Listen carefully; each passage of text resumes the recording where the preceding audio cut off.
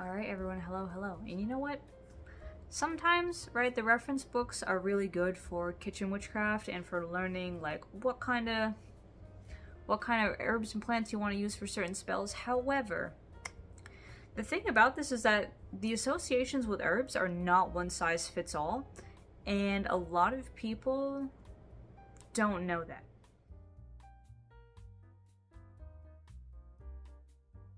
So, of course, right, when we're talking about associations of herbs, things like Scott Cunningham's Encyclopedia of Magical Herbs are things that people think of because it has such a wide array, right, of herbs, spices, foods, all these other kinds of things, and what they could be used for. However, while Scott Cunningham does seem to take his associations from many different regions, right, he does have the banana in there and speaks about a little bit of its function in Polynesian culture. The fact of the matter is that unless you're hearing it from the people that had this item in the first place, it might not be super accurate.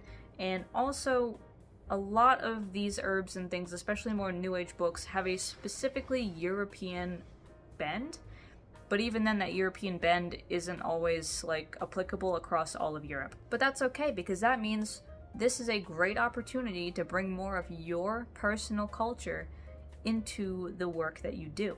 So what I mean is, across cultures, right, most cultures will see things like seeds or grains as a sign of abundance and fertility, because as we become farming cultures, that becomes really important.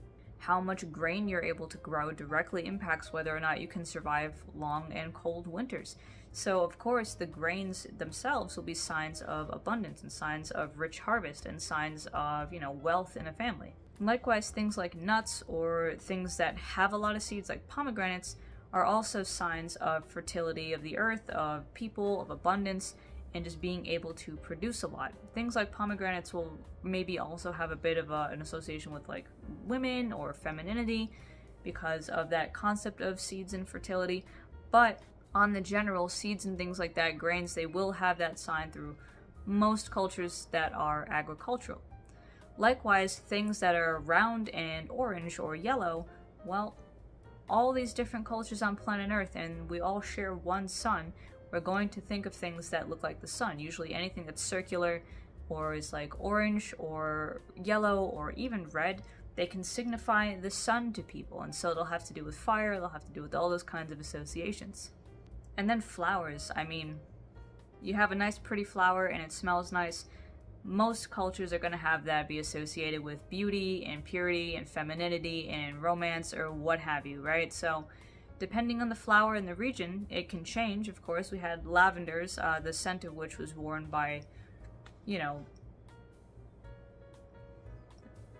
adult workers back in the medieval era, right? Women would wear that to attract clientele. But meanwhile, out there in the Middle East, jasmine is a flower that was associated more with young women, about to be married. It was this really beautiful flower, was planted around the gardens of the kings and everything like that. So similar ideas of beauty and, niceness and what have you, but different context because they're different plants and it's different areas. So that's why I really encourage you to think about your own culture and where your family comes from and how they view things that grow in their area. So for instance, I am Slovenian.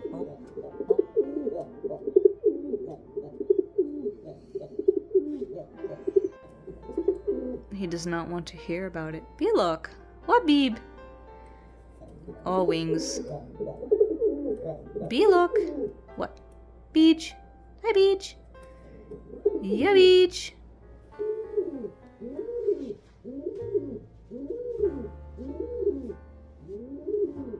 As I was saying, I am Slovenian, so for us, we have some certain cultural associations with different kinds of foods that maybe other people don't have. One of which is the walnut. So Scott Cunningham does say that walnuts have to do with the sun and fire, and something to do with fertility, because most nuts do, but in Slovenian lore specifically, the walnut is a symbol also of love, because the traditional walnut pogachas and poticas, they are wedding foods, right? So they're there to wish the newlywed couple, fertility and abundance, but also, there's some myths that if you sit under the walnut trees, that, you know, you'll get some good luck, that the walnut itself is a symbol of love because it's used at weddings, because that's where it shows up, and because it's around holidays, family time. It really has those associations of, you know, love and bonds as well in Slovenian culture. Likewise, I mean, I'm sure other cultures think fondly of the hazel tree as well, but Slovenians have the hazel tree being a very protective tree, a very holy tree. And in pre-Christian times, there was a tradition of kids going and like using hazel switches to whip adults around the winter solstice.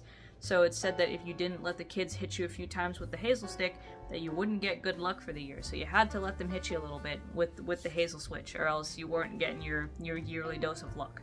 And Scott Cunningham says chamomile is associated with water, but pretty much any chamomile or daisy or anything that is that yellow, you know, ball with a bunch of white petals, in Slovenia that is associated with the sun god.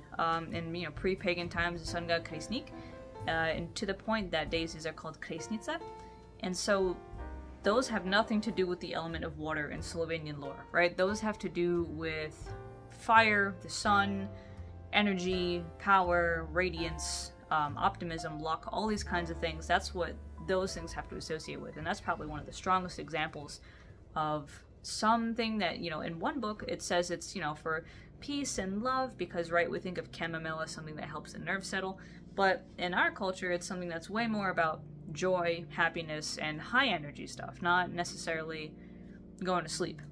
Of course, now they know that there is a medicinal benefit of, you know, calming the nerves, but its association with the sun still prevails. And while most cultures, I'm sure, have some lore around honey and like the sweetness of it and the golden color of it, Slovenians were actually the very first bee teachers in Europe. So for Slovenians, the honeybee itself, as well as, you know, honey, they have a very important place in Slovenian culture. They are very much a big prized part of just general Slovenian identity. I think there was a stat that like 1 in 5 people were beekeepers or something like that, which is a large part of the population. And in fact, I mean, you don't have to be an official beekeeper to have a Slovenian apiary. I've seen tons of people who just have apiaries. I've seen apiaries just sitting in the middle of a public park, full of bees.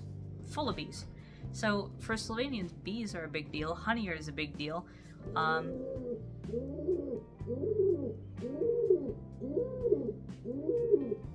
And we can see it in action along with oranges in one of my favorite Slovenian cookies, Medenjaki, right? Medenjaki are those honey spice cookies, and they are full of all that kind of sunny, bright, warm, happy-go-lucky energy. So those are just a few examples of Slovenia specifically that where maybe some, you know, neo-pagan or New Age authors like Scott Cunningham would say that these things mean A, certain specific cultures will say that they mean B.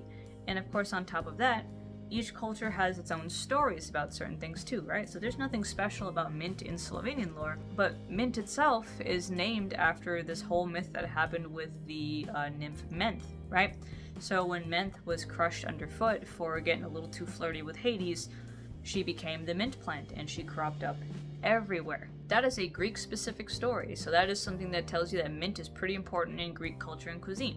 In Slovenian culture and cuisine, mint shows up as a tea, but they don't really use it in cooking, whereas Greek spanakopita and like other kinds of those Caucasian, like Near Eastern and Balkan dishes, they do include mint in the food, which completely baffles us Slavic people, I guess. Likewise, Italians, which are neighboring Slovenia, they use those long red chili peppers as kind of a tool of protection, right? So like I've seen people make wreaths of big, you know, dried chili peppers. I've seen people hang the chili peppers. They wear them as a charm. That's a protective tool. For the rest of us, other cultures like in Eastern Europe might have some kind of special root instead, right? So there are cases of people accused of witchcraft when really they weren't doing any witchcraft. They just were wearing a certain root against the black illness, which usually signified like depression or something.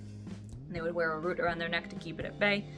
There's things like that, right? There's that kind of protection, and then there's the Italian kind of protection of the pepper. Or there's the general protection, which is garlic, which seems to be, once again, universal across many different cultures. I don't think there's a single culture that doesn't think that garlic is absolutely stanky. Garlic and onions seem to be renowned from the Middle East to Europe for being just like horrible little things that can keep other more horrible things away. But nonetheless, I find that when I get those more cultural, personal connections to a food, that its appearance in my cooking and also its weight in my magic just increases by that much, right? Because I have that cultural connection to it, I'm able to appreciate it more from like a historical perspective, a cultural perspective. I'm able to find more of my actual culture's dishes that include it, right? Because sometimes walnuts are cool, but like the only thing I see people use them for in America is like salads and things like that. It's Slovenia that's got the potica that has the walnut cookies and all those other kinds of things that are just like, if you like walnuts, you'll like all these things. So if you haven't thought about it already, I definitely do suggest that you start finding out maybe more about what your ancestors would have thought about your favorite herbs and spices and what they would want you to know about them, how they would want you to use them, and how that can upgrade your magic in the kitchen. So with all that said, I hope that gives you, some fun digging to do with all the kind of ancestral knowledge, and I will see you guys next time. See ya!